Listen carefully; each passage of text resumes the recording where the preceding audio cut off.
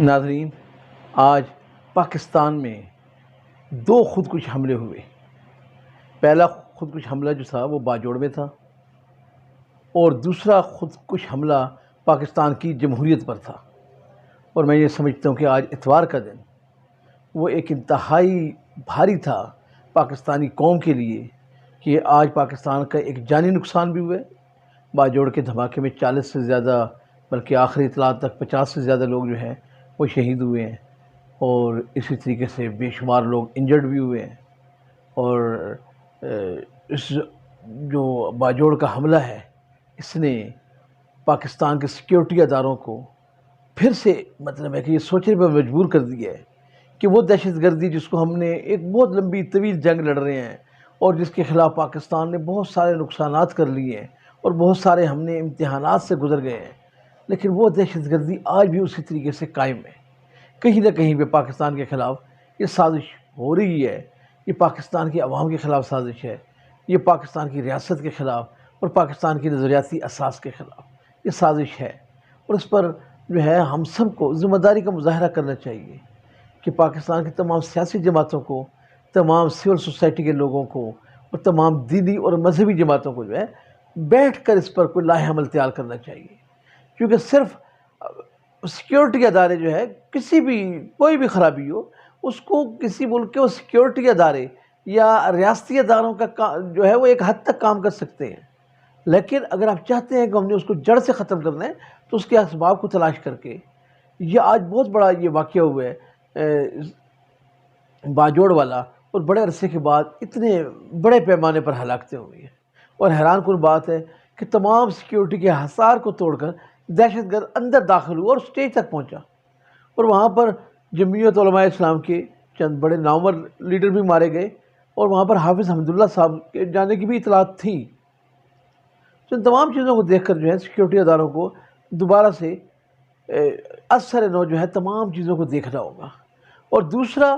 میں سمجھتا ہوں کہ آج پاکستان کی اساس پر، سیاسی اساس جو ہے، ہماری نظریاتی اساس جو ہے، جمہوری اساس ہے، اس پر بھی ایک خودکش حملہ ہوا، ایک سینٹ میں اور ایک سینٹ سے باہر۔ سینٹ میں حملہ کیا تھا کہ اتوار والے دن، ایک تو حیران کن بات یہ ہے کہ اتوار کو عام طور پہ وہ غیر معمولی واقعہ ہو تو اتوار والے دن سینٹ کا یا اسمبلی کا اجلاس بلایا جاتا ہے، لیکن آج جو ہے سینٹ کا اجلاس بلایا گیا تھا۔ عام طور پہ ہمارا یہی خیال تھا کہ اس سے پہلے، چونکہ گورنمنٹ وہ ایک دو فوجی ایکٹ میں 230 والی ترمیم کر چکی ہے، اور اس سے پہلے ایک دو اور ترامیم کر چکی ہیں، تو اس کے مقاصد حاصل ہو گئے تھے۔ آج اتوار والے دن میرا ذاتی خیال یہ تھا کہ چائنا کے جو آ رہے ہیں عہدیدار، جو خاص طور پر پاکستان کے لیے معاشی پلان لے کے، اس حوالے سے کوئی نہ کوئی بات ہوگی، لیکن سینٹ کے اجلاس میں ایک پرتشدد جو ہے وہ لے کر آئے ہیں، پرتشدد انتہا پسندی روک تھام کا بل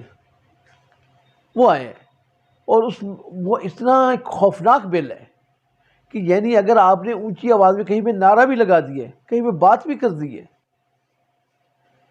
تو اس پہ جو ہے آپ کے خلاف فوجی ایکٹ کے تحت کارروائی ہوگی۔ یعنی میں پہلے بھی کئی مرتبہ کہہ چکا ہوں، ابھی تک کسی اور اینکر نے، کسی اور تجزیہ کار نے، کسی ہمارے جرنلسٹ نے یہ بات نہیں کی، اور میں اکثر یہ بات کر چکا ہوں، 3 سے زائد مرتبہ اپنے پروگرام میں کہہ چکا ہوں کہ پاکستان میں جو ہے اس وقت عملاً جو ہے وہ سول مارشل لا لگانے کی کوشش کی جا رہی ہے، اور اس وقت لگا ہوا ہے۔ اور آج یہ جو بل لے کر آئے ہیں پرتشدد کارروائیوں والا، تو اس کا جو مقصد بھی، بنیادی مقصد بھی یہی ہے کہ زبان بندی کر دی جائے، کوئی شخص سرے سے بات نہ کر سکے۔ تو میں سمجھتا ہوں کہ جس طریقے سے 58(2) بھی اور اس طرح کی ہمارے ہاں جو ترامیم ہوئی ہمارے آئین کے اندر، خاص طور پہ جو ہمارے فوجی اتھارٹیز نے کی، ہمارے مارشل لا کے دوران جو ہماری آئین کا جو حلیہ بگاڑا گیا تھا، آج بھی ویسے ہی وہ ایک ترمیم تھی، اور اس کو میں سلام پیش کرتا ہوں جمعیت علماء اسلام کے عبدالغفور حیدری صاحب کو، اور جماعت اسلامی کے مشتاق احمد خان صاحب کو، اور پاکستان مسلم لیگ نون کے اندر سے بھی آوازیں تھیں یعنی عرفان صدیقی صاحب نے بھی جو جہاں تک میری اطلاعات ہے اس پہ بڑی سخت مخالفت کی اور مسلم لیگ نے بھی مزاحمت کی ہے. لیکن حکومت کا ارادہ جو ہے اور اس کی نیت سامنے آئی ہے کہ حکومت اس ملک میں چاہتی کیا ہے. پاکستان تحریک انصاف کو آپ نے سزا دینی ہے تو آپ اسے طاقت سے ووٹ کی پرچی سے دیں سزا. آپ اسے اپنے سیاسی جو ہے قوت کی وجہ سے سزا دیں. اس طریقے سے کرنے کی آپ کسی کی پارٹی کی آپ آواز دبا دیں گے, کسی جماعت کی آواز کو دبا دیں گے, کسی پارٹی کو آپ کرش کر دیں گے, تو میں سمجھتا ہوں کہ یہ ایک نامناسب رویہ بھی ہے اور یہ ایک ادھوری خواہش بھی ہے.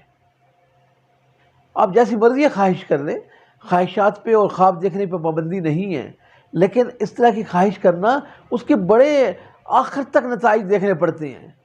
میں نے پہلے بھی کہا ہے کہ پاکستان نے 58(2)B کو ختم کرنے کے لیے 4 سول حکومتوں کی جو ہے وہ قربانی دی تھی, تب جا کے 58(2)B کا خاتمہ ہوا. لیکن اس کے بعد بھی محترمہ بینظیر بھٹو اپنی جان سے گئی. تو اب پھر اس طرح کی, اور اس چیز پہ مجھے بڑی حیرانگی ہے کہ پاکستان مسلم لیگ کے ادوار میں یہ ہمیشہ جب بھی ہوئے پاکستان مسلم لیگ کے آشیرواد سے ان کے ادوار میں ہوا ہے یہ سب کچھ. جناب نواز شریف اس کے ذمہ دار بنتے ہیں اور پھر نواز شریف بات کیا کرتے ہیں, ووٹ کو عزت دو. کون سے ووٹ کی آپ عزت مانگتے ہیں؟ اور میں سمجھتا ہوں کہ یہ نواز شریف کے رویے ہیں,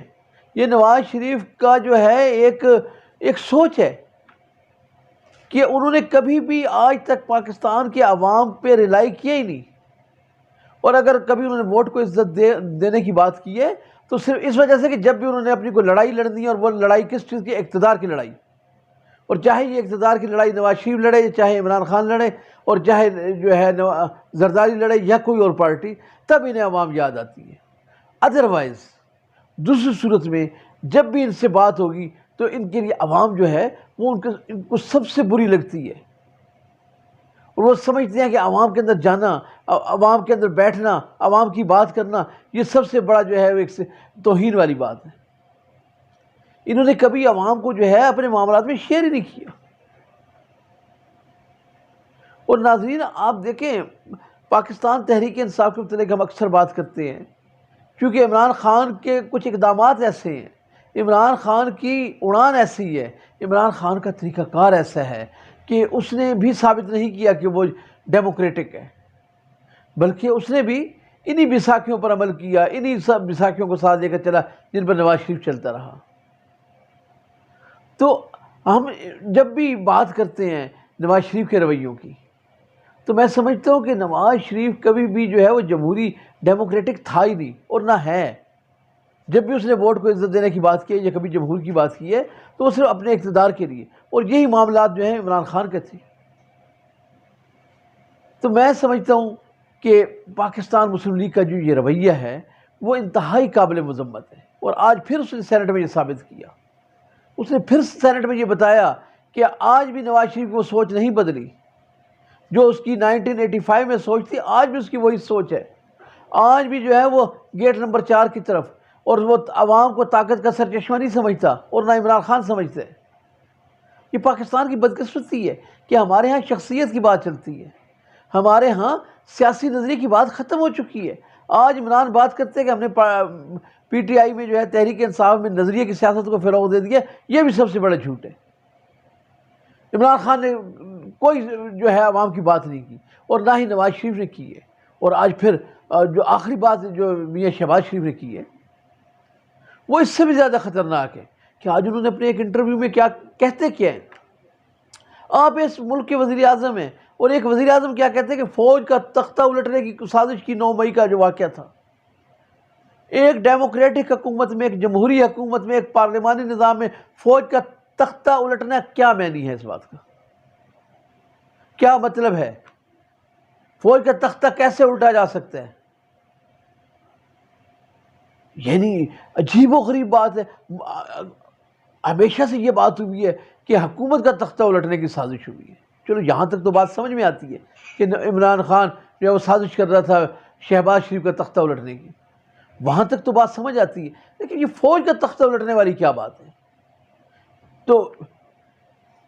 میاں صاحب نے آج یہ بھی کہا کہ اس بہتی گنگا میں جو ہے ہم سب ننگے ہیں, اس حمام میں ہم سب ننگے ہیں. واقعی آپ ننگے ہیں کہ ہم میں سے ہمارا کوئی بھی سیاستدان بات کرتا ہے کوئی بھی جو ہے ہمارا جو سیاسی دانشور بات کرتا ہے اور جو بھی ہمارا صاحب اقتدار طبقے کا بندہ بات کرتا ہے، تو ان کا ٹوٹل کا ٹوٹل بہاؤ، ان کا فلو کہاں پہ ہوتا ہے؟ سب کا سب جو ہے وہ اس کی طرف دیکھ رہے ہوتے ہیں کہ جو انہیں طاقت کا جو محور اور مرکز نظر آتے ہیں۔ یہی بات عمران خان کرتا تھا کہ آرمی چیف کو پتہ ہے میں 18 گھنٹے کام کرتا ہوں۔ آج شہباز شریف بات کرتا ہے کہ فوج کا تختہ الٹنے کی سازش ہوئی۔ تو میں سمجھتا ہوں کہ اس سے بڑی بے توقیری ہے ہی نہیں اس عوام کی، اس عوام کی اس سے زیادہ بے عزتی ہو ہی نہیں سکتی کہ ہم یہاں پر جمہوریت کے نام پر ووٹ دیتے ہیں، ہم جمہوریت کے نام پر اپنے نمائندوں کو آگے لے کر آتے ہیں، اور ہمارے نمائندے جو ہیں وہ کس کی چاکری کرتے ہیں، ہمارے نمائندے کس چیز کی خدمت کرتے ہیں؟ میں سمجھتا ہوں کہ ہماری ان جمہوری طاقتوں نے اس ملک کی فوج کو بھی متنازع بنا دی ہے۔ اگر اس ملک کے سیاستدان طاقتور ہوتے، اس ملک کے سیاستدان با اصول ہوتے، اس ملک کے سیاستدان جمہوری رویوں کے قائل ہوتے، اس ملک کے سیاستدان جمہوریت سے نہ ہٹنے والے ہوتے، تو میں سمجھتا ہوں کہ آج فوج بھی جو ہے اپنے دائرہ کار میں رہتی، اپنے مینڈیٹ تک رہتی، جو اس کا آفس ہے وہیں تک رہتی۔ فوج کو ہم خود دعوت دیتے ہیں، اور یہ بات ایک مرتبہ نہیں سینکڑوں مرتبہ ہو چکی ہے، اور میں سمجھتا ہوں کہ آج کا دن جو ہے پاکستان کی تاریخ کا شرمناک دن ہے کہ آج پاکستان کا انسانی جانوں کا ضیاع ہوا، دوسرا جمہوری جو ایک قتل ہوا ہے پاکستان کا، وہ اس سے بھی زیادہ افسوسناک ہے۔